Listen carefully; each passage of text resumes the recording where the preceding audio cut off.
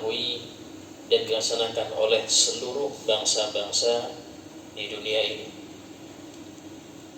yang mana nabi-nabi sebelum Nabi Muhammad mereka hanya diutus kepada kaum yang khusus dan syariatnya tidak terpakai lagi sepeninggal nabi tersebut jika tidak ada yang melanjutkan. Ini perbedaan syariat Nabi Muhammad dengan nabi yang lain.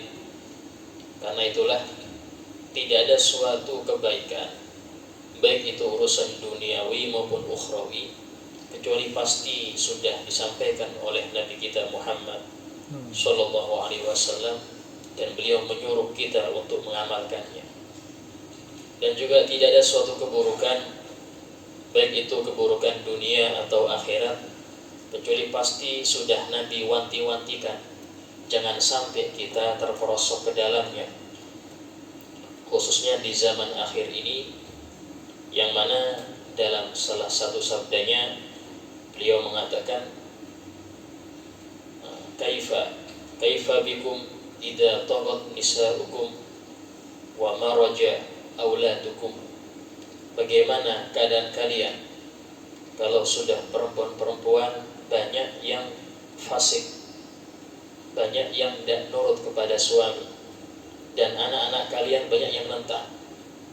Maka saya mengatakan, afa yakunu dzalik ya Rasulullah, apakah itu akan terjadi?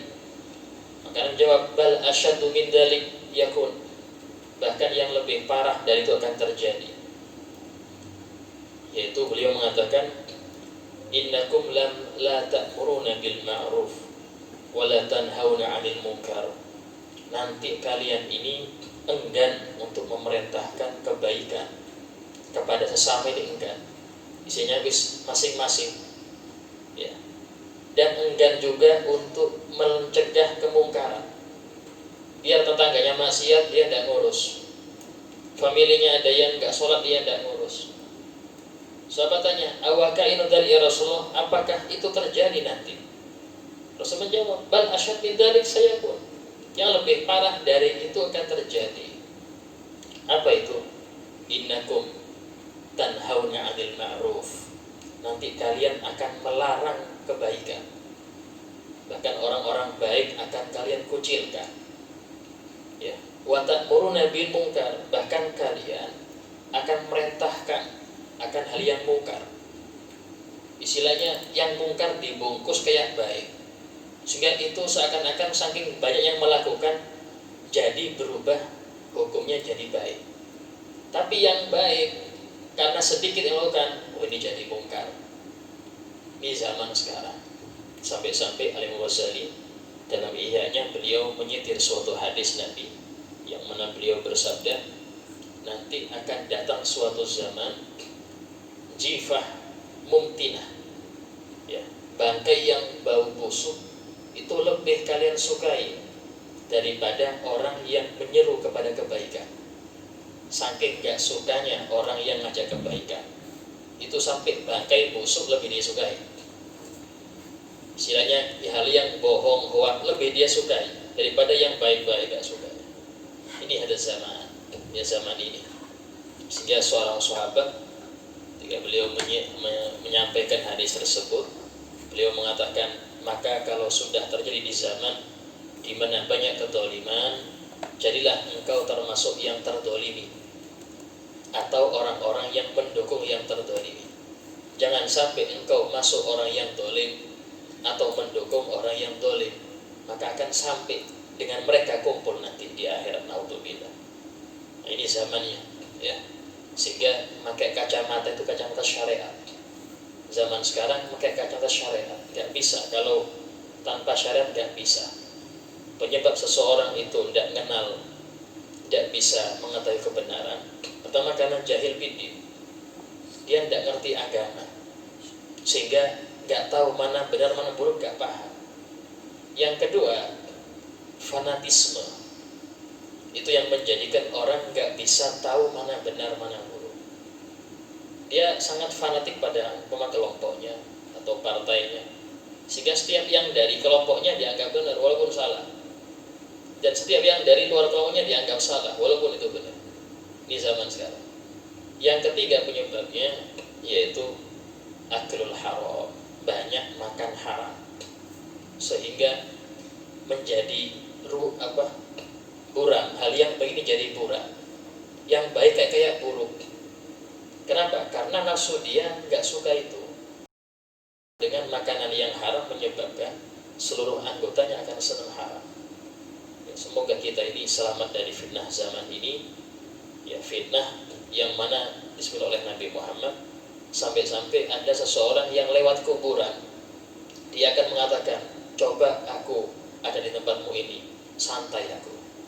Coba aku ada di tempatmu ini, aku santai. Saking bingungnya zaman itu, sehingga dia berharap ada di alam kubur, tenang guys. Ini zaman-zaman sekarang, ya, Insya Allah. Dan akan sudah sunnatullah, setiap zaman lebih rusak sampai hari akhir. Tiap zaman itu pasti lebih rusak sampai hari akhir. Tugas ulama hanya ngerim, istilahnya jangan terlalu cepat lah, tapi sudah pasti itu, sudah sunnatullah, pasti lebih rusak dari yang dulu-dulu. Itu sudah aturan dari Allah Ta'ala.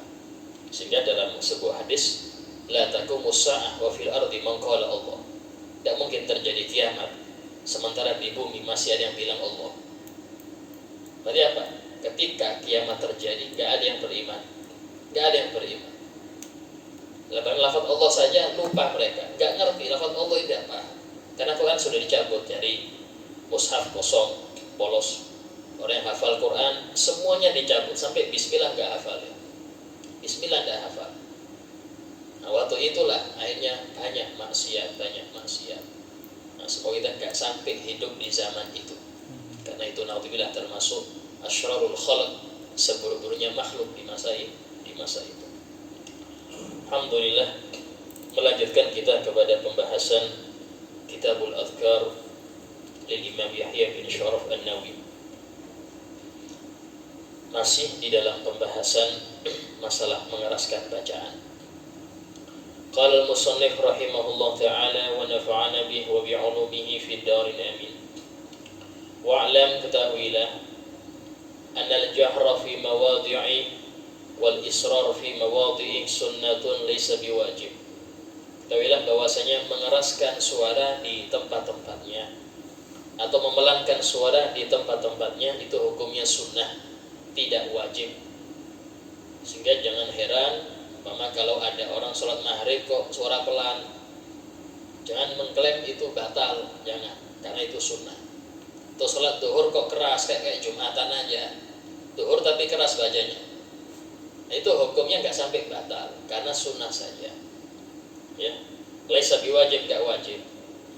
Falau jahara maudhi al-israr, sumpama dia mengeraskan suara di waktu yang harusnya pelan, au asarra maudhi al-jahri, atau dia memelankan di tempat yang harusnya keras, fa sholatuhu shahihah, maka sholatnya sah, tetap sah.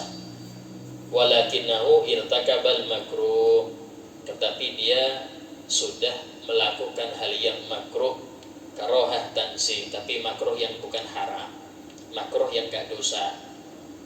Beda, ada makruh tahrim, ada makruh tanzih. Makruh tanzih ini makruh yang gak ada dosa. Contoh makan bawang mentah, makruh, ya, apalagi mau masuk masjid dimakruhkan. Ada hadisnya, masuk masjid kaki kiri, masuk musola kaki kiri dulu, makruh, ya. Nah, itu makruh tanzih, makruh yang tidak ada dosa. Ada makruh tahrim, makruh tapi dosa. Itu dalam fikih yang kita nemukan cuma satu, yaitu sholat sunnah di waktu yang dilarang. Sholat sunnah habis sholat subuh gak boleh. Sholat sunnah waktu terbit matahari gak boleh, kecuali isyraq, ya. Atau sholat sunnah habis sholat asar, gak ada, gak boleh. Ba'diyah asar itu gak ada, ba'diyah subuh gak ada. Kalau sholat sunnah di waktu itu hukumnya bukan dapat pahala, dapat dosa. Pernah Imam Sa'id bin Musayyib, menantunya Sayyidina Abu Hurairah, beliau mendapati ada seseorang yang sholat habis asar. Habis salam ditegur, wahai fulan, engkau ini nggak boleh jam sekarang sholat. Maka dia mengatakan, masa Allah nyiksa aku karena aku sholat? Maka beliau jawab, engkau disiksa bukan karena sholatnya, tapi engkau nggak sesuai aturan. Sholat itu ada aturannya. Nggak boleh subuh di waktu duha, subuh nggak boleh, kecuali kalau memang Anda darurat, ya, ketiduran atau apa. Nah, juga sholat ada aturan, nggak semua itu dilaksanakan seenaknya, nggak bisa. Nah ini, sehingga hukumnya makruh tahrim. Wala yasjudu lisahwi, dan tidak perlu sujud sahwi. Kalau orang mengeraskan suara di waktu pelan atau kebalikannya, nggak perlu sujud sahwi, karena itu sunnah hayat, bukan aba'at. Ya, kalau aba'at maka sunnah sujud sahwi kalau meninggalkannya, yaitu sujud 2 kali sebelum salam setelah tahiyat. Ya, ini 2 kali. Sebagian orang sujud sekali, ini salah juga, karena sahwi ini 2 kali. Beda kalau sujud tilawah atau sujud syukur, itu 1 kali saja. Tapi kalau sujud sahwi ini 2 kali, dipisah dengan duduk tumakninah tanpa baca apa-apa, cuman pemisah antara 2 sujud tadi. Itu pun sunnah. Kalau ada orang meninggalkan aba'at, contoh nggak qunut dia, atau dia nggak tahiyat awal, ya, hukumnya kan sunnah dia sujud sahwi, tapi dia nggak mau sahwi, hukumnya tetap sah sholat, nggak apa-apa. Sahwi ini tidak wajib, dia sunnah, ya. Sebagian orang menganggap sahwi wajib, tidak, dia sunnah. Nah, tidak wajib. Kemudian waqad qaddamna anal israr fil qiraah wal adhkar masyru'a fi shalah la budda fi min an yusmi'a nafsa.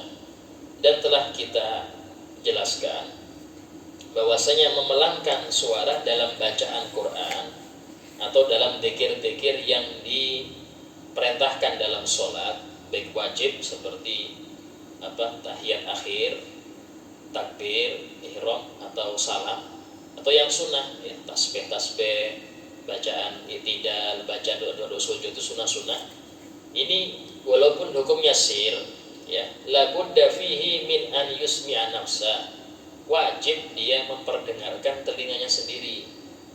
Maksudnya apa? Harus ada suara, nggak boleh di hati atau cuman komat kamit nggak ada suara, nggak boleh, minimal telinga sendiri dengar. Nah ini, itu kemarin juga kita bahas dalam waktu yang nggak ada suara apapun dan telinga normal. Fa'il lam yusmi'ha, jika dia tidak memperdengarkan ke telinganya, min ghairi aridin, tanpa ada udzur yang jelas, dia normal telinga, suara sekeliling juga nggak ada, tapi nggak didengarkan ke telinganya, lam tasih qira'atuh wala dzikruh, maka tidak sah bacaannya dan nggak sah juga dzikirnya. Baca Quran di hati nggak sah, wajib dia ulang. Nggak ngulang, maka rokaat itu wajib diulang lagi rokaatnya. Nggak ngulang rokaat, batal sholatnya. Itu sama dengan orang yang membaca tahiyat di hati, tahiyat akhir di hati, maka wajib dia ulang. Dia langsung salam, batal sholatnya, wajib ulang. Nah ini, telah kita jelaskan bahwasanya yang wajib dalam sholat, rukun ucapan itu cuma 5. Takbiratul ihram, ya, kemudian Fatihah, kemudian tahiyat akhir, kemudian sholawat kepada Nabi di tahiyat akhir. Tahiyat awal hukumnya sunnah semua. Yang kelima salam pertama, itu aja. Yang wajib itu aja. Kalau dia nggak baca kecuali 5 itu sah hukumnya. Tetapi meninggalkan sunnah banyak, rugi hasilnya. Ya, cuman kalau dalam hukum fikih sah saja, tidak apa-apa.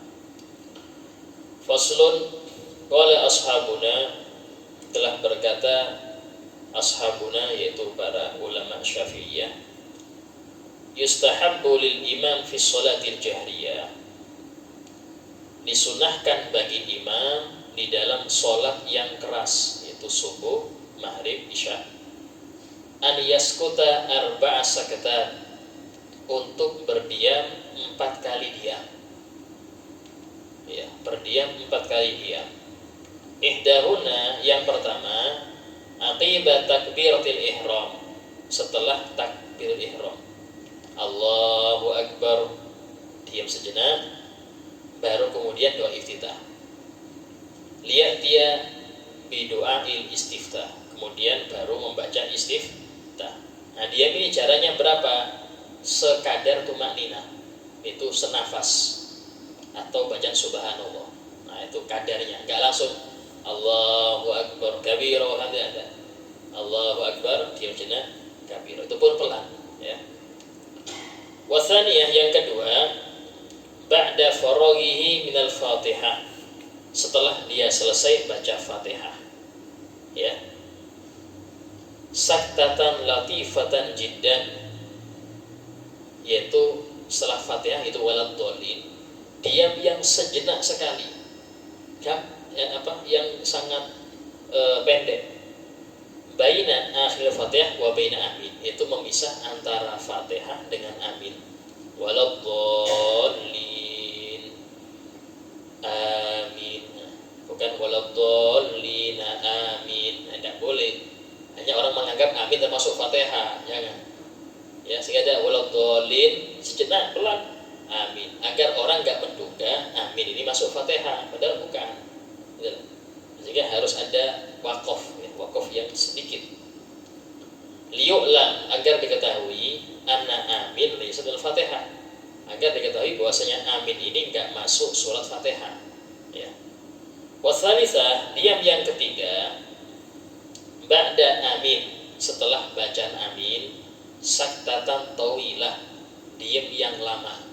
Nah, ini bihaitsu yaqra'ul ma'mum al-Fatihah, lamanya ini sekadar bacaan makmum surat Fatihah. Itu. Cuman apakah imam ini diem? Nah, para ulama mengatakan enggak diem. Cuman imam mensirkan bacaan surat apapun terserah dia. Karena tadi sudah kita bahas dulu bahwasanya seorang yang sholat enggak boleh nganggur. Kalau enggak baca dia dengar. Kalau imam enggak bisa dengar, mau enggak mau harus baca terus dia. Nah, ketika memberi kesempatan makmum baca Fatihah, dia membaca setelah surat apapun. Sekiranya dia mendengar kelihatan makmum ini selesai, maka langsung dia baca surat jahron. Nah, kalau amalannya Abdullah Al-Haddad, Shahibur Ratib, nah, beliau itu ketika waktu diamnya itu, rakaat pertama membaca Rabbi auzi'ni an ashkura ni'mataka allati an'amta 'alayya wa 'ala walidayya wa an a'mal salihan tarda wa adkhilni bi rahmatika fi 'ibadikas shalihin. Ayat itu yang beliau baca, tapi pelan.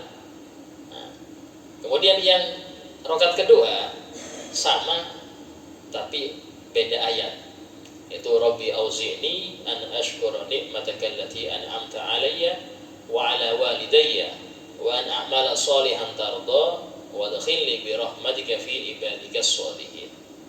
Nah, atau wa aslih li fi dzurriyyati, ini tubtu ilaika wa inni minal muslimin. Ini untuk rakaat yang kedua. Itu amalan beliau. Kalau kita mau yang lain silakan. Umpama Al-Ikhlas, ya, atau baca An-Nas atau Al-Falaq, tapi pelan. Nah, setelah kalau dirasa makmum ini selesai, baru dia menjaharkan surat. Nah, ini itu sunnah. Ini sunnah yang hampir punah. Jarang yang ngamalkan ini, sudah jarang ya. Sehingga seringkali makmum ini gelagapan. Kalau sudah imam baca surat sementara dia baca Fatihah, ini bingung, saya mau khusyuk di Fatihah saya apa suratnya imam? Padahal dia dituntut untuk khusyuk dalam bacaan atau pendengaran. Nah, ketika itu dihadapkan seperti itu, dia mana yang dia pilih? Ya, milih yang dia baca, bukan yang didengar. Karena dia baca Fatihah, ya sudah khusyuk di Fatihah, bukan khusyuk di bacaan imam. Khusyuk ini minimal mengartikan, tahu arti yang dibaca. Ini pentingnya bahasa Arab, ya. Sehingga dalam hadis Nabi bersabda, ta'allamul arabiyyah, belajarlah bahasa Arab. Belajarlah bahasa Arab. Wa'allimu hannas, dan ajarkanlah kepada seluruh orang, seluruh manusia. Kenapa? Kalau orang bisa bahasa Arab, baca Quran bisa khusyuk dia, sholat bisa khusyuk, Ya, doa bisa ngerti maknanya, doa bisa ngerti, sehingga orang kalau paham nangis wajar. Ini nggak paham nangis bagaimana? Kadang ada orang nggak paham nangis, Pak nangis apa? Nggak tahu, yang penting saya mau nangis saja. Ya, harus paham. Bagaimana bisa menangis, bisa tergerak hati kalau nggak paham makna? Nah, ini pentingnya bahasa Arab. Kemudian warabi'ah yang keempat, ba'dal faragh minas surah, setelah selesai dari surat, yafsilu biha bainal qiraah wa takbiratil hui ila rukuk. Setelah selesai baca surat, itu memisah dengan antara surat dengan takbir mau rukuk. Jadi contoh surat An-Nas, minal jinnati wan nas, diam dulu, baru Allahu Akbar rukuk. Jadi gak langsung kan? Ya, ini 4 diam yang disunnahkan bagi imam.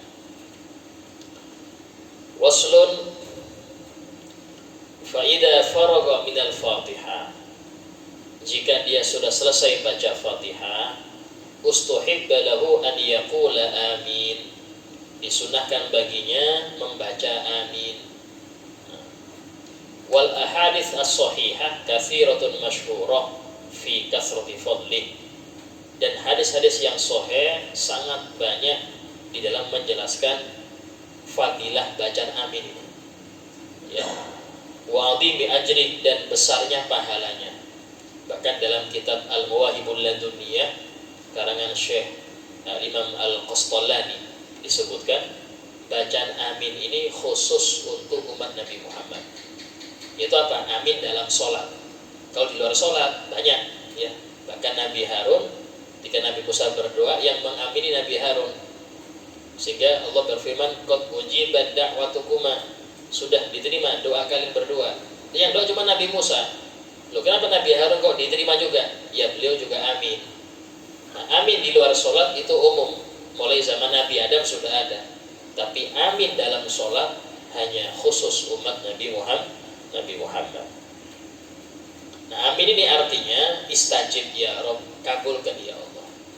Sehingga kalau baca amin jangan bermain-main, ya, bermain. Padahal orang kalau lagi hajat itu aminnya gak keras aja, amin. Kadang amin, itu kadang gak ngerti artinya dia. Apalagi sampai dimain-mainkan. Nah, itu repot juga.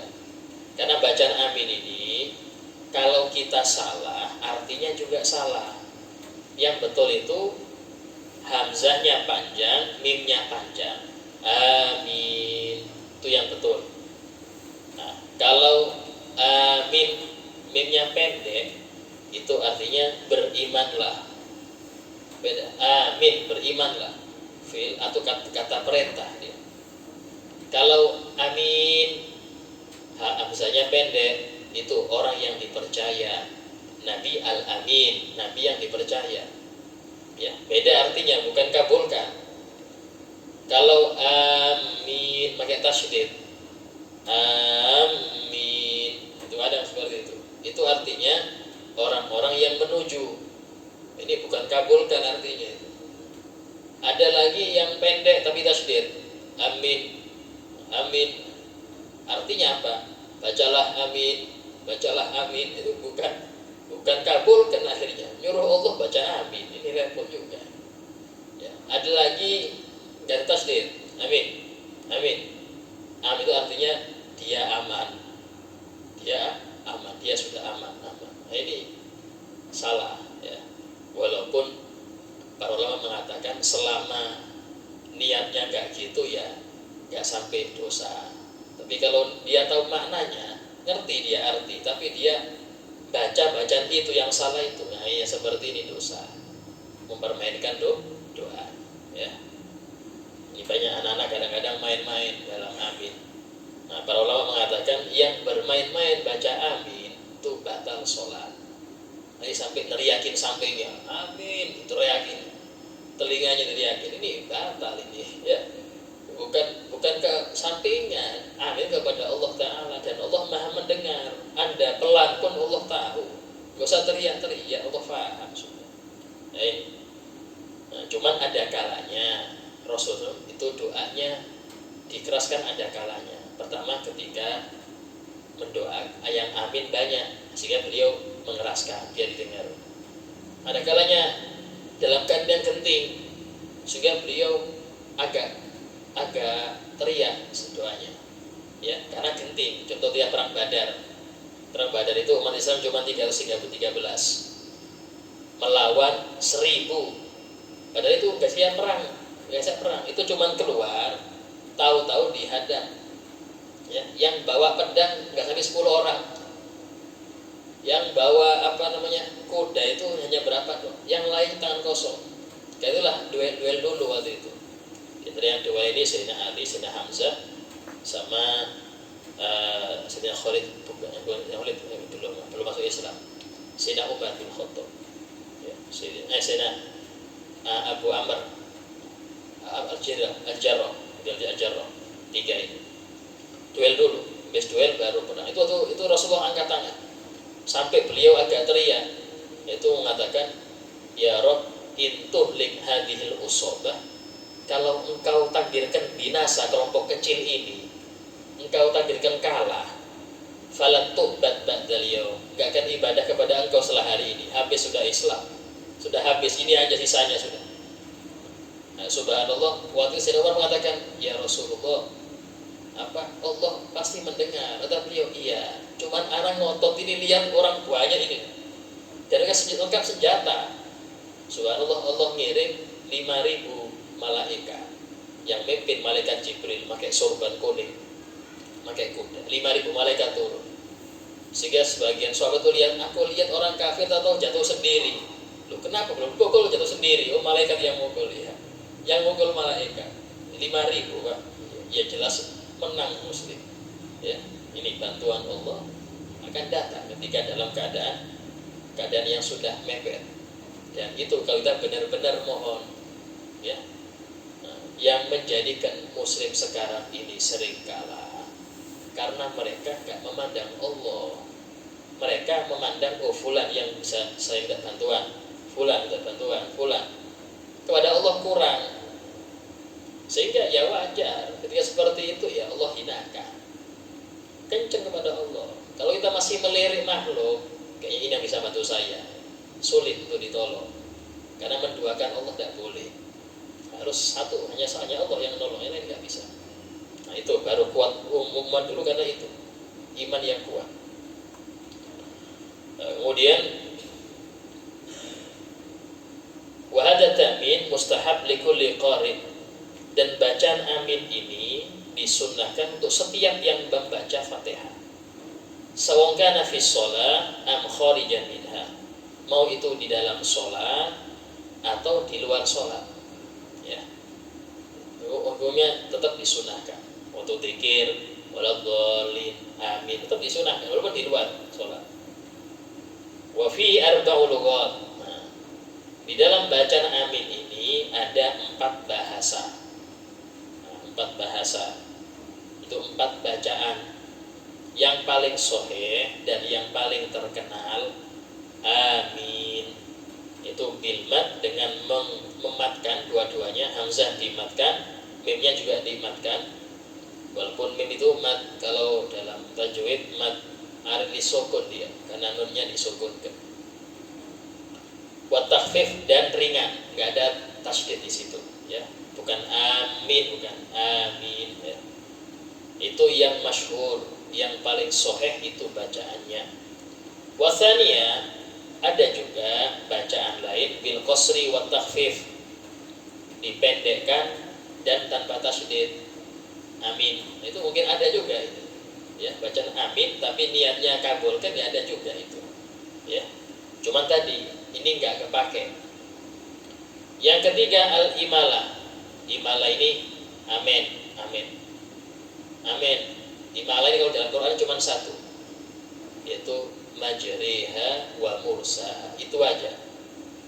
Nah, kalau bacaan amin imalah berarti amin atau amin, amin, bukan amin, amin, pakai ya, itu imalah. Imam Ibn Katsir itu dalam bacanya beliau termasuk qiraah sab'ah, setiap yang alif layina itu itu beliau wajib imalah. Wadduhi, wal laili idza saji, itu qiraah beliau. Jadi jangan heran kalau ada orang baca kayak itu, jangan heran. Mungkin dia sudah menguasai, punya sanadnya qiraah sab'ah. Kemudian yang keempat bil mad wa tasydid, dengan dimatkan dan tasydid. Amin. Ini yang keempat, ya. Nah, ini pun jarang dipakai. Ya. Fal ulayan masyhuratan. Bacaan 1 dan 2 ini masyhur, terkenal, tapi yang paling sahih yang pertama.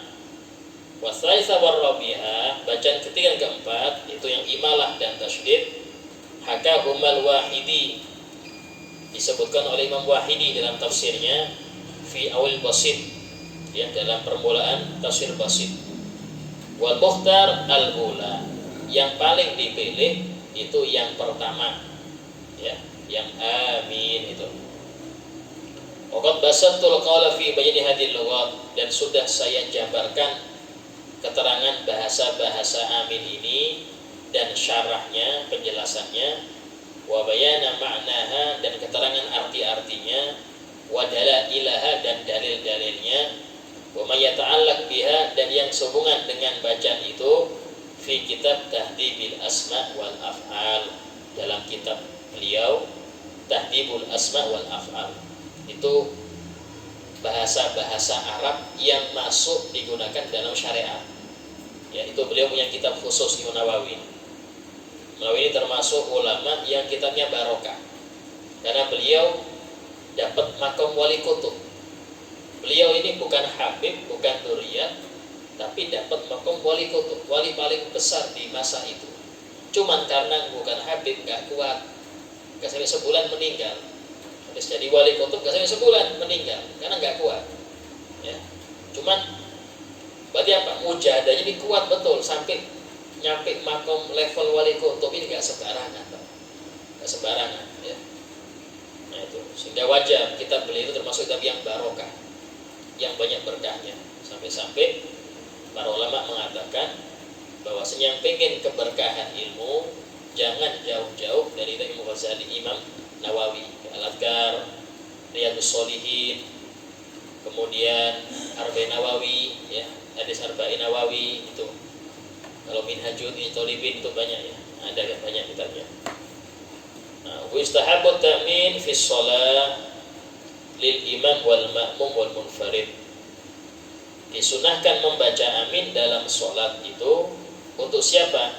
Untuk imam, makmum, ataupun yang sholat sendirian. Jadi imam juga sunnah baca amin, ya. Wa yajhar bihil imam munfarid, bahkan imam sunnah mengeraskan aminnya. Untuk apa? Dibarengi oleh makmum.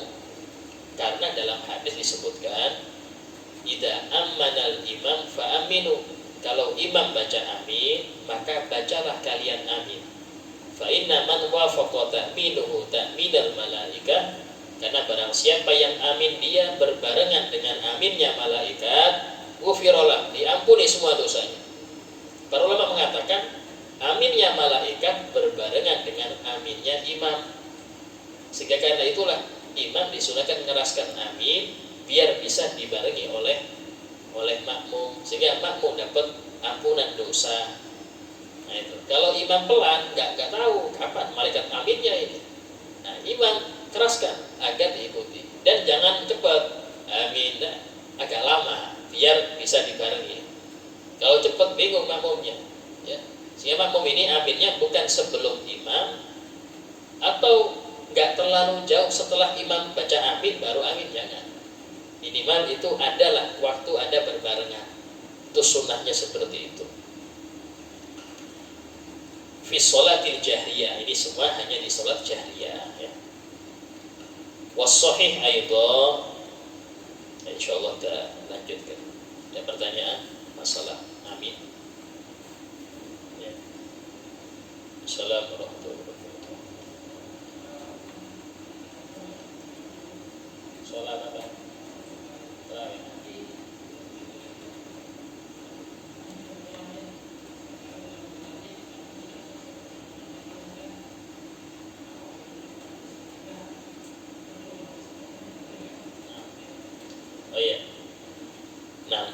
amin ini nggak termasuk Fatihah. Cuman bagaimana kalau seorang makmum tengah-tengah Fatihah, imam selesai Fatihah, sehingga disunahkan baca amin kan? Nah, apakah aminnya makmum ini memutus Fatihahnya? Tidak. Ya, kenapa? Karena termasuk maslahat sholat.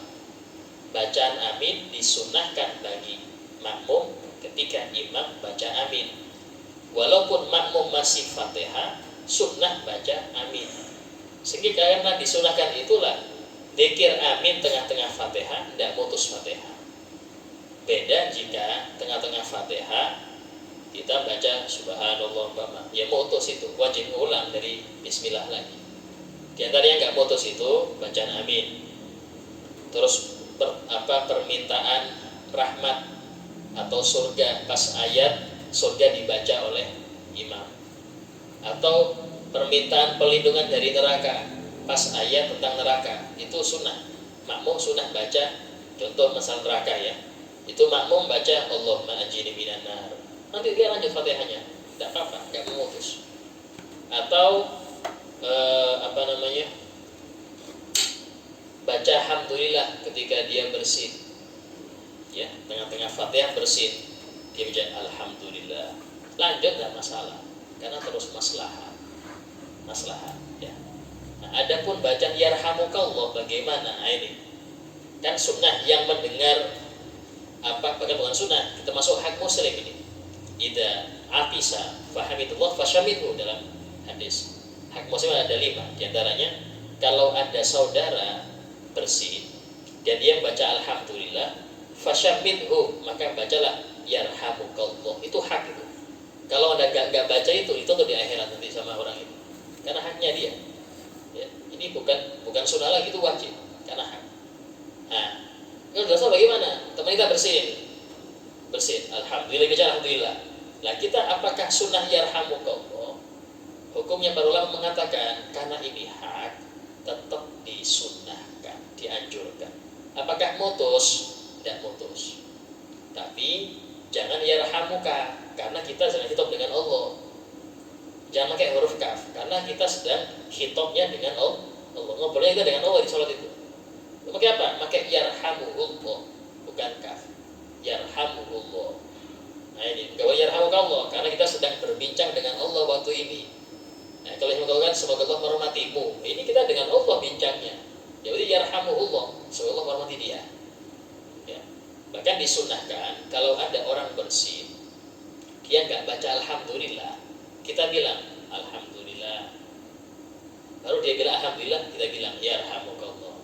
Itu sebutkan dalam hadis, barang siapa teman mendengar temannya bersin dan dia mendahului alhamdulillah untuk dia ingatkan dia, maka ini selamat dari penyakit sakit perut, sakit paru-paru. Itu ada hadisnya. Bahasa Arabnya agak lupa saya. Pokoknya dari itu, baru sakit pusing, selamat dari itu. Mendahului alhamdulillah. Ini jarang. Nah, tapi ini bersin yang sehat ya. Kalau bersin yang sakit, syafakallah, semoga Allah menyembuhkan engkau. Itu bukan yarhamukallah lagi, syafakallah. Ya, tiap 5 detik bersin. Ya, ini bukan alhamdulillah lagi, syafakallah, semoga Allah menyembuhkan engkau. Ya, ini di antara bacaan seperti itu. Yang lain?